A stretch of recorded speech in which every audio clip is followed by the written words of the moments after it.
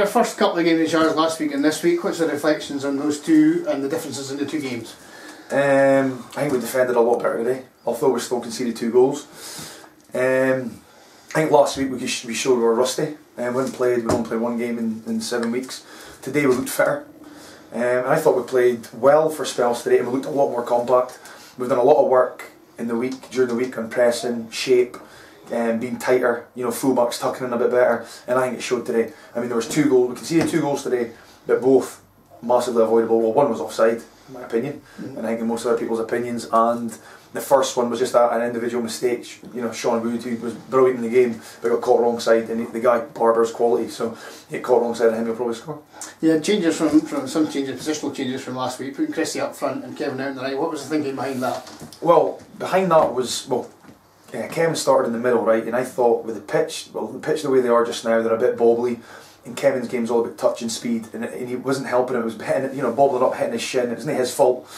So I thought out wide he'll have more time and space to control the ball and drive forward, which he did. And you seen him today. He was driving forward.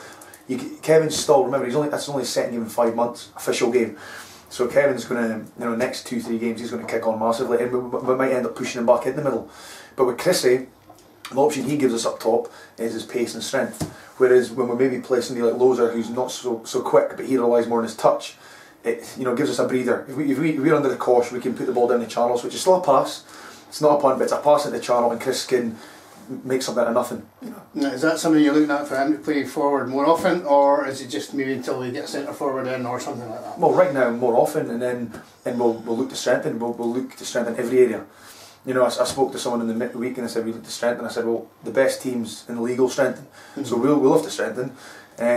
So yeah, we'll be looking at strikers, midfielders, defenders, but Chrissy is a big option there. You can see that he's not used to it, Ken, and he was probably a bit hard on himself. You say to Chrissy, "Oh, well played. Oh, I didn't do this right." That's his first game he's ever played up front. So the more he plays it, the better he'll get. But you saw, he's got the guy sent off. He's hit the bar. He's caused havoc even for the last goal there. He's got us a spider here. Sorry, spider for the spider. Yeah. Ironically, I'm terrified of him. So he actually did well for the last goal. I think he messed about with the defenders. It caused it to kick it out. So we got the corner. So no, Chris is definitely an option up front. Yeah, the first goal we lost today, probably maybe Sean got the wrong side of him. Still a learning curve for him. He's still a young man. But he's got quite a lot of experience. But he is young. I said to him before the game, you look at guys like him, Kevin, Drew, Jay, and young players, Woody, Big Woodstock. Young players that are going to get better and better. And we want them to kick on, and I said to Sean, and he will kick on. He's improving every game. And listen, honestly, Barber is one of the best players in the league. The guy is one of the best players in the league. Shawnee didn't give him a kick the first half. Yes. I probably spoke too soon because I remember saying to him at half time, "You've not given the guy a kick." So that's maybe my fault. But no, I'm. You're not going to play the perfect game and not make one mistake. Unfortunately for him, the one he made got punished. Second goal we lost, you say maybe an offside. Andy, speaking to Andy Barr himself, he thinks he says, well, he was caught in 2 minds what to do there. Yeah. Again, maybe that's part of the learning process. Yeah, and he should have kicked it out. And I said to him, he's on his weak foot. He's actually quite strong on his left foot, but he should have kicked it out. I said, but saying that he made up for it. So, but his decision making is getting better as well. He's young. I should have put him in with other guys. He's only 22. Yeah, he's only 22. And he's a beast. He's got raw potential and he can kick on as well. So working with Desi's working with him hard, he'll get better and better as well. Does he maybe need to be a bit meaner? You see what I mean in the box? No, he really does. Well, and he's got the physique to do it. He's got the physique to take people out. Fairly. So he's got the physique to push strikers and that about, and he will do it. It's probably. Remember, he's not played that many games, so at this level, so he will get better and better, and we'll get that. I wouldn't say maybe nastiness. We'll get that out of him, the aggression out of him, and that'll come. The crumb of comfort was, of course, that he scored the goal. As far as I'm aware, it's the first ever Buckie player to score from open play, so it's something for him to make him feel better. Yeah, no, and he will. And I mean, we're buzzing. Honestly, a minute to go, I was sitting there thinking that's going to be a 3rd defeat in a row. Pretty grim. Especially he missed the good chance. Yeah, we've played well and he's hit a bar, and you're just thinking we've not had much luck. And Big Andy came up, great header, great ball by Andy Lowe, who always puts in a good ball. And I'll have to give Lewis McKinnon lots of credit. He worked in the set pieces last night, and we scored off 2 corners, and that was off of Lewis's hard work. Louis deserves a lot of credit for that. Second half, I thought as well, Higgs controlled it from the back in the second half. You saw a massive player, isn't he? You saw a massive difference. And last week, people were because he's not been training as much. It's hard for him. He lives in Dundee, but he had a chest infection last week. Could hardly run. He shouldn't have played last week. It was only because we had obviously Lewis out, Zico was struggling, and we wanted some new experience beside Big Woody. And Big Woody played really well last week, but Heggs struggled. But this week, you saw the difference. You know, he's probably one of the best centre halves in the league. Well, an option there be maybe when say Lewis is back in again, that he maybe plays in front of the back four. That's where he prefers to play. Well, that's the good thing about Heggs is he can play in a probably right back, centre half, centre mid. He can play 3 positions, and all of them equally as well. You know, all of them he can play at a high standard. So that's a good option. Whereas with the other two, Lewis can probably play centre half and maybe up top, and Woody's a centre half. You know, so no, with them two, because I said to Woody, if he keeps playing the way he's playing, you know, he'll stay in the team.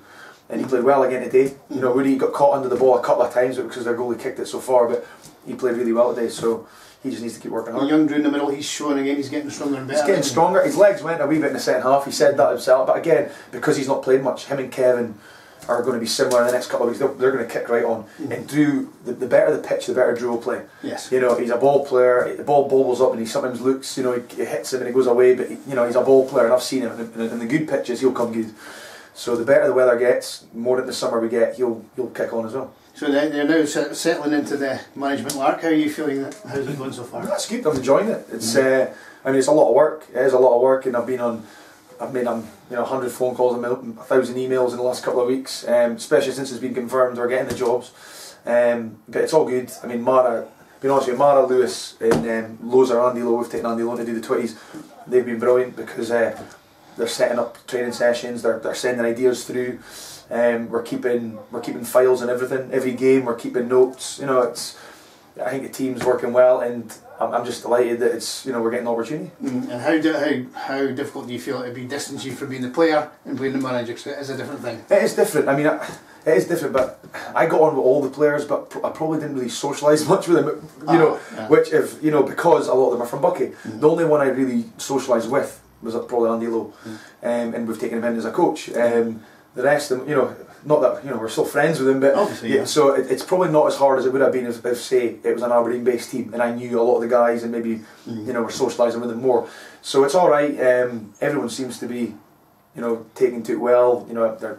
I think I already had their respect as a player, so hopefully I'll get it as a manager, and no problem so far. Everyone's effort and commitment's been brilliant. No one's given us any reason to think they would be treating us with all the respect. And what sort of immediate goals do you have? You just settle in this the rest of the season, do the best we can, because we've got some very tough games coming up. Turniff, Brora, Wick, Locos. It's all building for next season, and then next season building for the season after. It's like, I mean, what we need to do is find. Right, we've got a system I like, but you need more than one, and now we need to find a way to play it defensively, play it offensively. Attack. We've got to find a way that we can score goals, keep clean sheets, and that's been a learning curve. We've had 8 games or whatever. We've played that formation where we've been attacking. Today we're slightly more defensive, and we're learning all the time about who can do what in what position. And it's going to be a chance of building, like I said, Drew and these people who are going to have big futures at the club. It's about getting them more game time, so they're experienced. We're not going to any game this season thinking we're not going to win it. We want to win them all. But it's all about building their confidence, getting them used to playing as a team. Because I mean, we're going to get a settled team together, and it's we're hopefully that they're going to go and win most of the games. Well, I've heard from just some opinions I've heard that perhaps need a stronger spine, as in an out-and-out centre forward, a Robbie Brown type figure in the middle, and somebody similar at the back. Is that a fair comment, or do you think we're okay? Well, we've got Lewis McKinnon, I would say, is a big player at the back. You can maybe say that, but then Donny Monroe was the best player in the park today from centre mid, and I thought he was fantastic. And I think Jay's a quality young player. But I think we could improve in every area. So I think we need probably a defender, we need a striker, we need a forward. I think we probably need a forward. It's probably not suited to Andy Lowe playing up front on his own. He likes playing in behind. Kisiangas, I think he can play that, so it's an option. But he can play him wide. I think probably a forward. I agree with.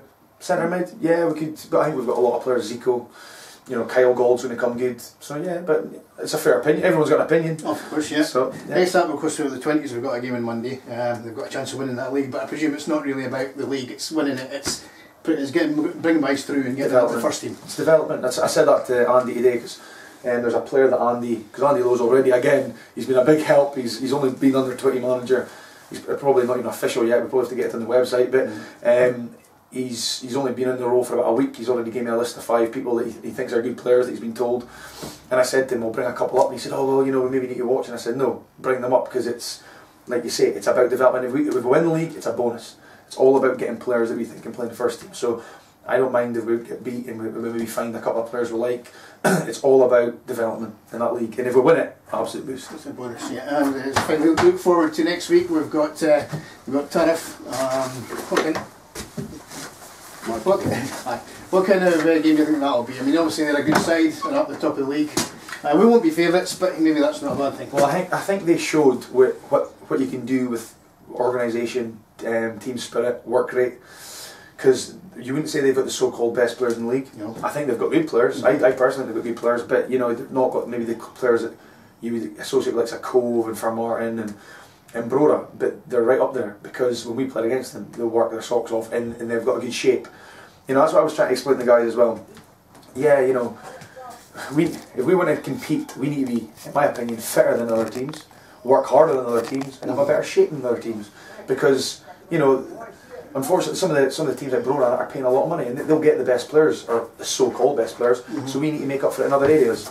Yeah, we do. So what we'll do is we'll work hard on those aspects, and I think Turriff have been guys come in like Turriff have been a good model for other teams to go on, because you know, like I said, they work their socks off in games. Yeah, obviously they're looking for wins, as many games as we can.